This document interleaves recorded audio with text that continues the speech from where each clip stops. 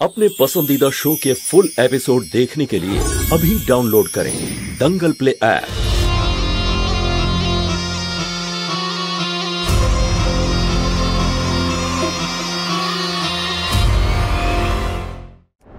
Sir একটুখানি শুনুন sir sir আমাদের একটা প্রশ্নের উত্তর দিন স্যার স্যার একটুখানি শুনুন স্যার স্যার আমাদের কথা একবার শুনুন স্যার প্লিজ একটা প্রশ্ন ছিল স্যার স্যার স্যার স্যার আপনি তো আজকে কত উঁচু পজিশনে আছেন সেটা কি করে সম্ভব হলো? ওয়েলকাম, বসুন please, take your seat, please sit down, quiet please.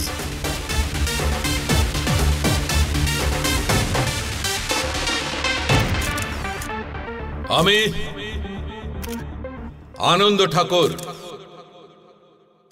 আপনাদেরকে ঠাকুর ম্যানশনে স্বাগত জানাই।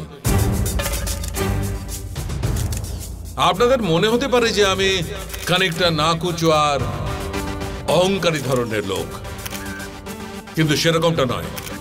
সত্যিটা হচ্ছে যে আমিও আপনাদেরই মতো একজন, তার মানে মিডল ক্লাস। আমারও মেন্টালিটি একটা মিডল ক্লাস মানুষের মতো, আমারও বেড়ে ওঠা একটা মিডল ক্লাস মানুষের মতোই। সেই কারণে আজ আমি আপনারা সব ভাই এবং বোনেদের জন্য একটা উপহার নিয়ে এসেছি। উপহারের নাম হচ্ছে অ্যাফোর্ডেবল হাউজিং সোসাইটি প্রজেক্ট। এটা এমন একটা প্রজেক্ট যাতে আপনারা ওয়ার্ল্ড ক্লাস সমস্ত লাক্সারি পাবেন। ক্লাব হাউস, জিমনেশিয়াম, পাব, hospital, schools, university, playground, etcetera etcetera. এটা আমার ড্রিম প্রজেক্ট, আর এই প্রজেক্টের আমি নাম দিয়েছি আনন্দ হোমস।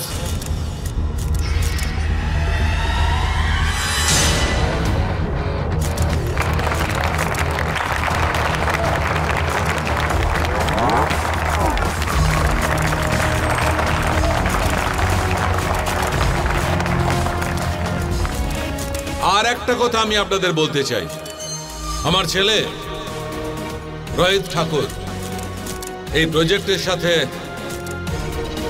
বিজনেস ওয়ার্ল্ডে পা রাখছে।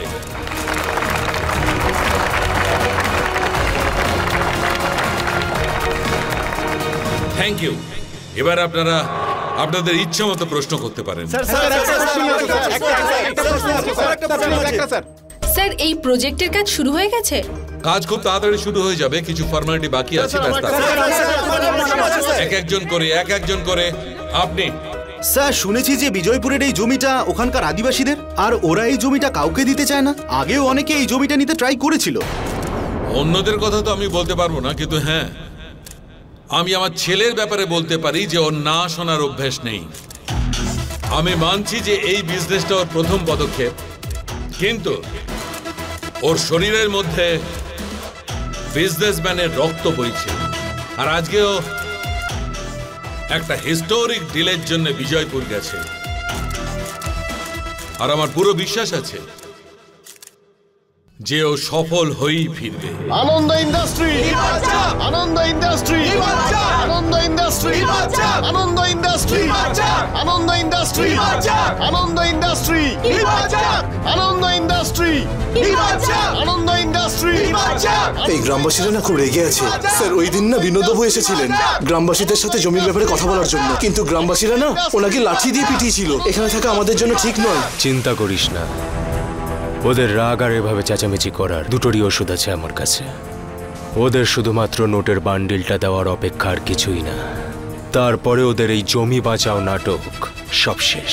You just wait and watch.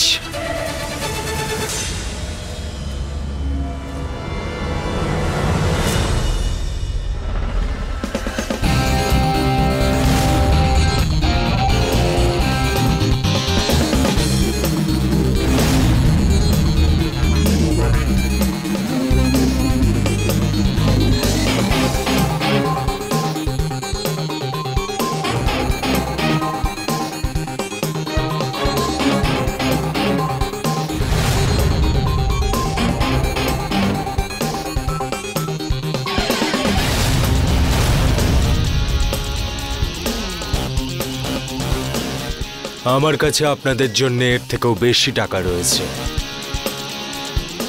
এতটা আছে যতটা আপনারা ভাবতেও পারবেন না।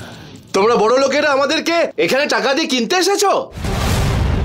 এই জমি আমরা বহু বছর ধরে আগলে রেখেছি। জমি আমাদের কাছে ভগবান, এর উপরে নির্ভর করে আমরা সবাই বেঁচে আছি। টাকা হয়তো একদিন শেষ হয়ে যাবে, কিন্তু আমাদের জমি আমাদের কখনো ঠকাবে না। এই জমি আমরা কোনোদিন দেব না, বুঝতে পেরেছো বাবু?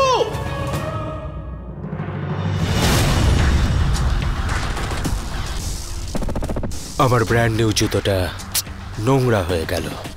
এই শোন, ডিকি থেকে ব্রিফকেসটা বের করে নিয়ে আয়।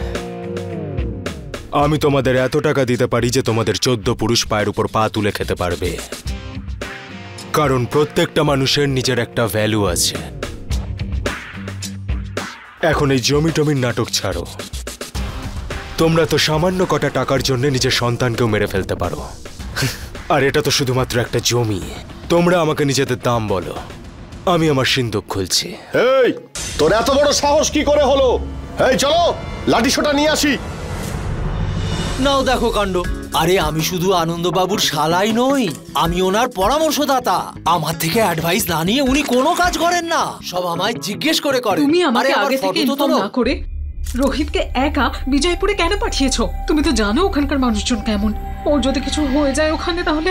হ্যাঁ, আর তুমি কি ভাবছো আমি আমার ছেলে চিন্তা করছি না? ঠিক যেমন রামের সঙ্গে ওনার বজরংবলী সব সময় থাকেন, ঠিক সেইভাবে আমার ছেলের সঙ্গে ওর বজরংবলী আছেন। রোহিতের সঙ্গে রাজ গেছে। লক্ষণ। হ্যাঁ বড় সাহেব। রাজ গেছে তো সঙ্গে? আরে রাজ কখনো আমার বলার অপেক্ষায় থাকে নাকি বড় মালিক? যেখানেই রোহিত বাবা যায় সেখানেই আমার রাজ যায়।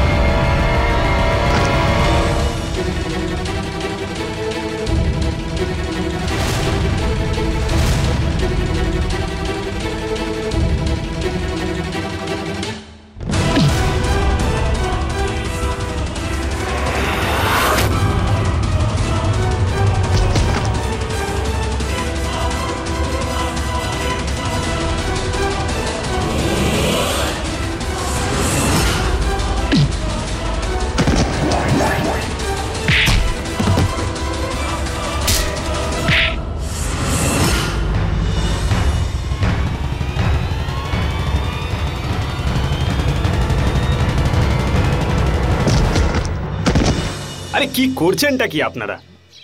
হ্যাঁ, মানে আপনারা সবাই মিলে একজোট হয়ে ছোট মালিককে মারতে যাচ্ছেন। যদি আমাদের ছোট মালিক চাইতেন তাহলে নিজের সঙ্গে 400টা বডিগার্ড আনতে পারতেন। কটা? 400টা। কিন্তু উনি এমন করেছেন? করেননি। এত বড় বড় ট্যাঙ্কার নিয়ে আসতে পারতেন, কিন্তু উনি কি এমন করেছেন? হ্যাঁ, করেননি। কিন্তু উনি এমন কেন করেননি বলো তো? আমি বলছি, এই মাটিটা দেখছো? হ্যাঁ, এটা যতটা তোমাদের ততটা আমাদেরও। আমাদের এই ছোট মালিককে দেখছো? উনি এটা নষ্ট করতে নয়, সেটা কিনতে এসেছেন। আর হ্যাঁ, আমাদের এই ছোট মালিক না, উনি নিজের উন্নতির সাথে সাথে তোমাদেরও উন্নতি করতে চান। এইবার তোমরা আমাকে একটা কথা বলো, এই জমিতে যদি একটা হাসপাতাল বানানো হয় তাতে লাভবান কারা হবে? আরে বলো, যদি কলেজ খোলে তাহলে কাদের বাচ্চারা পড়বে? আরে বলো, তোমাদেরই তো। এবার এই জমিতে হাসপাতালকে তৈরি করলো, হ্যাঁ, কলেজকে তৈরি করলো। আরে খোলো, তোমাদের এই মাথার দরজাটাকে খোলো, ওতে বুদ্ধির একটু হাওয়া লাগতে দাও।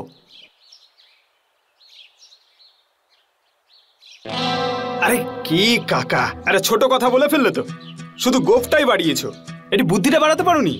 হ্যাঁ, শোনো সবাই, আমাদের এই ছোট মালিক না, ইনি গরিব আর বড় লোকের মধ্যে ভেদাভেদ করেন না। এখন আমাকেই দেখো না, পুরো হিরোর মতো দেখতে না? হ্যাঁ, আরে বলো, হিরো মতো লাগছে না মায়? দেখো, এইবার আমি তোমাদের বলবো বাস্তবের কথা। আসলে আমি ছোট মালিকের ড্রাইভারের ছেলে। এই যে জ্যাকেটটা দেখছো, এটাও ছোট মালিকের। এই যে টি শার্টটা, এটাও ছোট মালিকের। এই যে প্যান্টটা দেখছো, এটাও ছোট মালিকের। আরে এই জল একটু বেশি হয়ে গেল, তাই না? হ্যাঁ, এবার তোমরা একটা কথা বলো, এরকম কজন বড় লোককে চেনো যারা এইরকম ধরনের? দেখো তোমরা, আরে ছোট কথা, আমার বড়দা মানে আমার মালিক তোমাদের সবার কাছে তোমাদেরই ভবিষ্যৎ শুধরানোর সুযোগ চাইছে। তোমাদের বৃদ্ধাবস্থায় তোমাদের সোনার লাঠি দেওয়ার সাহায্যটুকু চাইছে। আর আমার এই বিষয়ে দৃঢ় বিশ্বাস আছে যে তোমরা না বলবে না। হ্যাঁ, বলো, তোমরা সবাই সাহায্য করতে চাও তো?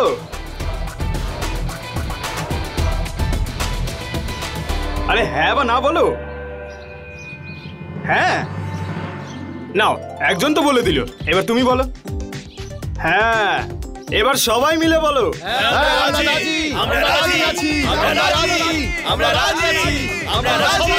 বাহ, দারুণ ব্যাপার। বাহ, তাহলে সবাই যখন রাজি, সবাই হাত মেলাও।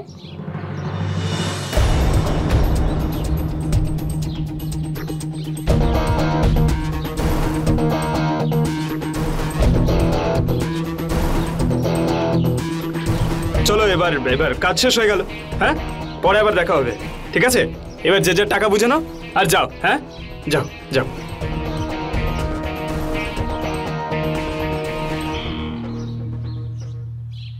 অভিনন্দন ছোট মালিক, আমাদের কাজ হয়ে গেছে। কাজ তো নয় হয়ে গেছে, এবার যাওয়া যাক। চলো। হ্যালো, হ্যাঁ বলো ড্যাড। আমি তোমাকেই কল করতে যাচ্ছিলাম। রোহিত, অলোকে সব ঠিক আছে? অফকোর্স ড্যাড, আমি জমি ওদের থেকে নিয়ে নিয়েছি। এখন এই জমিটা আমাদের। That's good. ইয়েস ড্যাড, তোমার ছেলে কোনো কাজ করতে গিয়ে পারেনি, এটা হয়েছে। আচ্ছা শোন, রাজের সঙ্গে কথা বলো তাড়াতাড়ি। Of course dad. ড্যাডের সাথে কথা বল। প্রণাম নেবেন বড় মালিক। হ্যাঁ ঠিক আছে। আচ্ছা শোন, সব ঠিক আছে তো? কোনো প্রবলেম হয়েছে? আরে কোনো সমস্যা হয়নি। আরে আমাদের ছোট মালিকের স্টাইলই আলাদা। হ্যাঁ, টেনশন নেবেন না, সব ঠিক আছে। গুড। আচ্ছা শোনো, কাজ শেষ হওয়ার সঙ্গে সঙ্গে তোমরা ওখান থেকে বেরিয়ে আসবে। আর হ্যাঁ, খুব সাবধানে রোহিতকে নিয়ে আসবে। তুমি জানো ওখানে প্রতি পদক্ষেপে বিপদ আছে। আরে টেনশন কেন করছেন বড় মালিক? হ্যাঁ, যতক্ষণ এই রাজ ছোট মালিকের সঙ্গে আছে না, ততক্ষণ এই ছোট মালিকের গায়ে কেউ একটা আঁচড়ও কাটতে পারবে না। ওকে, টাইমলি ফিরবে। হ্যাঁ, পৌঁছচ্ছি।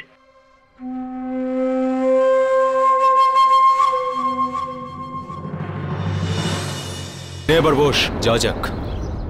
আরে ছোট মালিক, আপনার এই ফ্যান্সি কার না আমার সহ্য হবে না। আরে আমার জন্য তো আমার এই বাসন্তী ঠিক আছে। আপনি যান, আমি আপনার পিছন পিছন আসছি। যাওয়া যাক, চলেন। যা। আরে মনু, এই টাকার ব্যাগটা তুলে নিও। আচ্ছা ছোট মালিক, কোন রাস্তা দিয়ে যাবেন? জঙ্গলের রাস্তা দিয়ে যাব। আরে না সাহেব, আপনারা জঙ্গলের রাস্তা দিয়ে যাবেন না। ওই রাস্তা দিয়ে যারা গেছে বেঁচে ফেরেনি, আপনারা হাইওয়ে দিয়ে যান।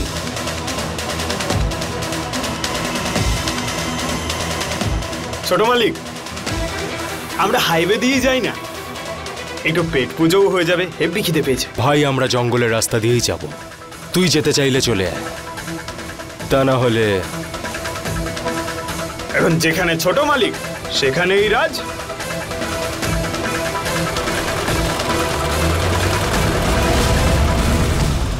স্যার একটা লাস্ট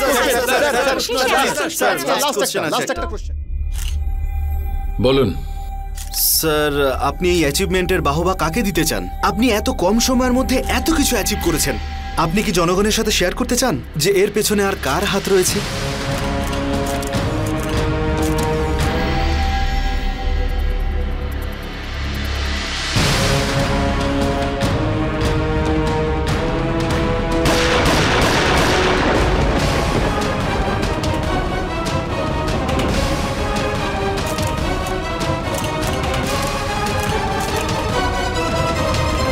ओम नमः शिवाय, ओम नमः शिवाय, ओम नमः शिवाय, ओम नमः शिवाय।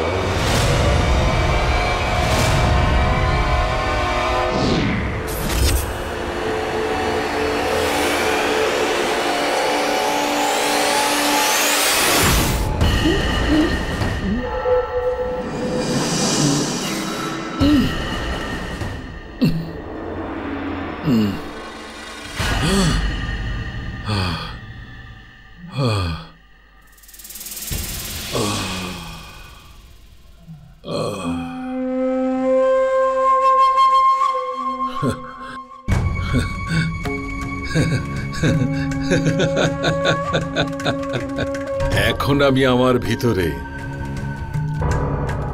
শক্তির সঞ্চার অনুভব করতে পারছি। এখন এই শক্তি আমার বিজনেসকে তো বড় করে তুলবেই তুলবে, তার সাথে সাথে খুব তাড়াতাড়ি আমি অমর হয়ে যাব।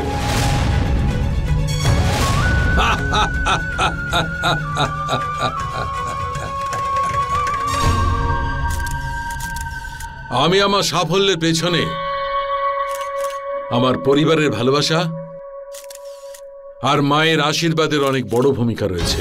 ওনারা সব সময় আমার সাপোর্ট করেছেন। আর হ্যাঁ, আমার এই সাফল্যের পেছনে আমার কিছু বিশেষ বন্ধুরও ভূমিকা রয়েছে। আমার এই সাথীরা আমাকে সব সময় সাপোর্ট করেছে, আমার সমস্ত সিদ্ধান্তে আমার সঙ্গে থেকেছে। আমার সিদ্ধান্ত ঠিক বা ভুল হলেও ওরা সব সময় আমার সঙ্গে থেকেছে। Thank you.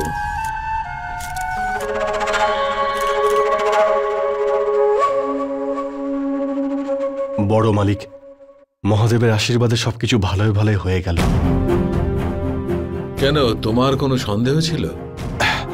না বড় মালিক, কিন্তু আজও আমি ভয়ে আঁতকে উঠি।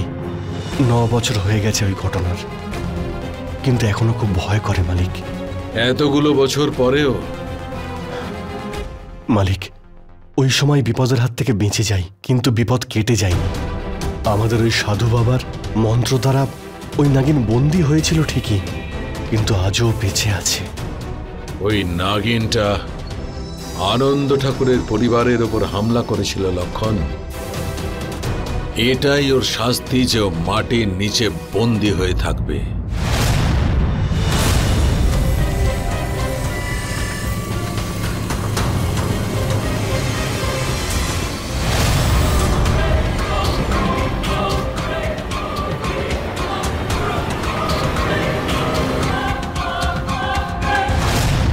যদি ওই নাগিন কোনোভাবে মুক্তি পেয়ে যায়? আমি এবার নাগমণির শক্তি পেতে চলেছি লক্ষণ, আর ওই শক্তি পাওয়ার সঙ্গে সঙ্গে আমি ওই নাগিনীর ফাঁদকে চিরকালের জন্য ধ্বংস করে ফেলবো।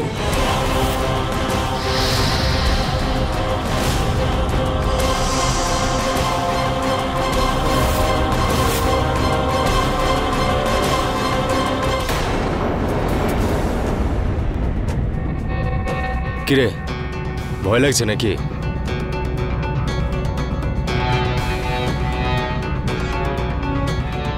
গাড়ি সাইডে দাঁড় করা। হ্যাঁ সাহেব।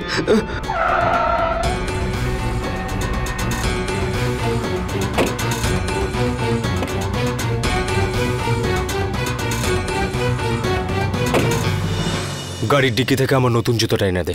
হ্যাঁ সাহেব।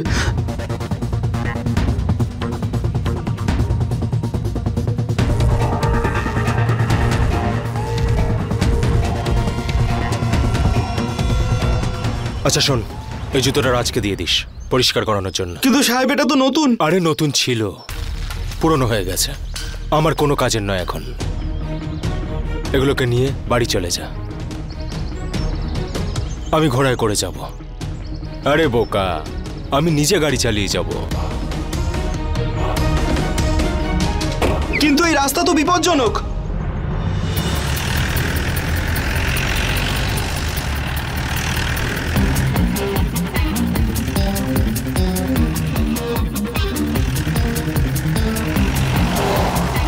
আরে আরে আরে আরে ছোট মালিকের গাড়ি এত জোর দৌড়চ্ছে, মনে হচ্ছে গাড়ি উনি নিজেই চালাচ্ছেন। ছোট মালিক, আরে গাড়ি একটু আস্তে চালান। কেন তুই হেরে যাবি সেই জন্যে? আরে কি যে বলেন না, আমার সঙ্গে কম্পিটিশন। আপনার মনে আছে গ্রামবাসীরা কি বলেছিল? আরে ওরা তো অশিক্ষিত গ্রামবাসী, তুইও ওদের কথা শুনছিস। ক্ষমতা থাকলে রেস কর। আরে ছোট মালিক, আপনিও চলুন তাহলে। চল চল।